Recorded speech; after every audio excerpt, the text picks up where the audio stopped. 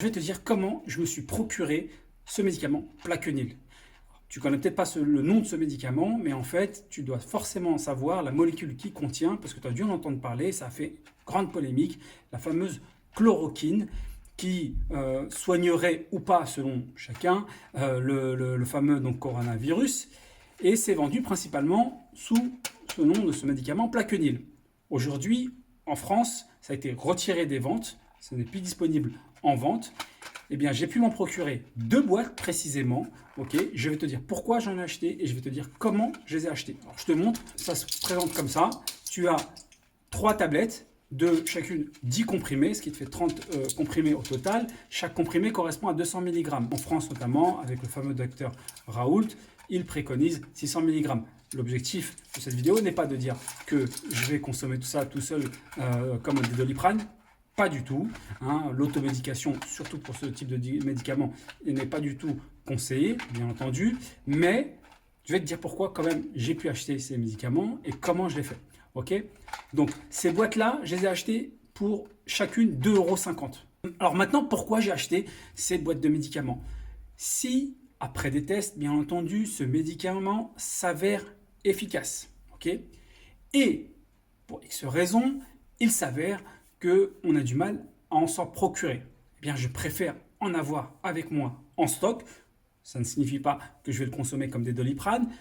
D'ailleurs, je n'en consomme pas trop des Doliprane, mais je préfère les avoir en stock au cas où il y a un besoin et que effectivement tout se confirme que c'est en termes d'efficacité. Eh bien, je préfère en avoir de côté. Tout simplement, ça ne me coûte que 2,50 € la boîte. Donc, si en revanche, eh bien, son efficacité n'est pas démontrée, s'il s'avère qu'après des semaines de ces fameux tests, eh bien, ce médicament n'est pas assez efficace face à la maladie, eh bien, j'aurais perdu 5 €. Eh bien, tu vois, cette logique-là, moi, je suis constamment dans cette logique-là, même dans les business que j'entreprends, je me mets toujours dans une situation où, lorsqu'il y a à gagner, j'ai beaucoup à gagner. Là, en l'occurrence, j'ai déjà en stock un médicament qui potentiellement peut soigner cette épidémie, cette maladie. Ok. Alors, tu peux me poser la question, oui, mais pourquoi il y aurait une rupture? De la même façon, pourquoi il y a une rupture de masque? Pourquoi il y a une rupture de gel? Et ainsi de suite. Et il n'empêche que c'est beaucoup plus simple et facile à fabriquer ce type de produits, que ce soit des masques ou du gel. Et pourtant, on est loin d'en avoir tous à notre disposition. Donc, de la même façon, dans la même logique, il est possible que si eh bien, ce médicament se confirme en termes d'efficacité, il est possible, pour X raisons, j'en sais rien, qu'il y ait une pénurie. Donc je préfère autant en avoir que pas en avoir, tout simplement. Et maintenant, si ça ne s'avère pas efficace ou s'il n'y a pas de pénurie, eh bien tout simplement, j'aurais perdu 5 €. Et bien ce que je te disais, c'est exactement la même logique lorsque j'entreprends, lorsque je fais du business, puisque moi je suis serial entrepreneur, j'entreprends dans différentes activités, que ce soit la restauration ou que ce soit des business traditionnels que je cherche à automatiser pour me générer des revenus passifs que je peux gérer à distance. Eh bien, c'est la même logique. Je me mets dans une configuration où si ça marche, j'ai beaucoup à gagner. Et si ça ne marche pas, eh bien, j'ai limité au maximum les risques, les dépenses et la perte de temps. Eh bien, c'est la même logique pourquoi j'ai acheté ces boîtes donc de Plaquenil. Comment j'ai fait pour m'en procurer? On m'a parlé de Plaquenil. On m'a dit, voilà, il y a un médicament qui utilise la molécule de chloroquine qui a priori est très prometteuse par rapport à ce qu'un professionnel, un expert, donc docteur, professeur Raoult, voilà, qui n'est plus nécessaire de présenter, et également à travers des tests qui ont été faits en Chine. Il s'avère que cette molécule, a priori, est très prometteuse pour soigner le Covid-19. Je me suis dit, pourquoi pas? Par la même occasion, c'était la semaine dernière, donc on était grosso modo vers le 15-17 mars. Par la même occasion, il y a eu toute une polémique. Polémique où voilà, on parlait même de fake news, ainsi de suite. Et donc du coup, il y a eu un moment comme ça de débat. Okay, et d'ailleurs, ce débat continue. Eh bien, moi, j'ai analysé de manière très pragmatique. J'ai été voir qui est ce professeur Raoult et j'ai vu qu'effectivement, il faisait partie des experts. C'est une sommité dans son domaine.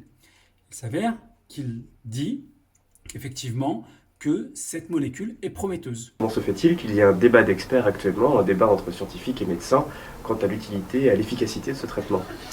Écoutez, je pense qu'il y a un malentendu que l'on peut concevoir quand on ne fait pas partie du monde scientifique et qu'on appelle ça la communauté scientifique ou les experts au sens large. Chez nous, il y a une évaluation de ce qu'est les experts. Alors, je vais vous montrer. Airscape, vous me rentrez le mot-clé. Pour les maladies infectieuses transmissibles, ça s'appelle Communicable Disease. OK. On appuie sur Show Expert. Et Show Expert, vous savez qui c'est, qui est Show Expert. Et donc, je suis désolé, mais je suis le premier expert. Et non seulement ça, mais si vous regardez dans les endroits dans lesquels ça se passe, en particulier, vous regardez à Marseille, vous voyez, eh bien, vous trouvez que les seuls experts mondiaux qui soient lisibles en France dans cette zone-là sont ceux de Marseille. En face de ça, on a des docteurs ou des spécialistes de la santé, ok, qui décrivent, qui présentent cette molécule en disant que voilà, il y a pas mal de problématiques, que c'est pas assez bien testé, ainsi de suite. Mais beaucoup sont, à mon sens, des showman. Je fais la différence entre ceux qui sont des spécialistes de la santé et qui font le tour des plateaux télé et des médias, et un expert qui est une sommité dans son domaine, qui est reconnu comme tel, avec un grand nombre d'expériences et un grand nombre de publications.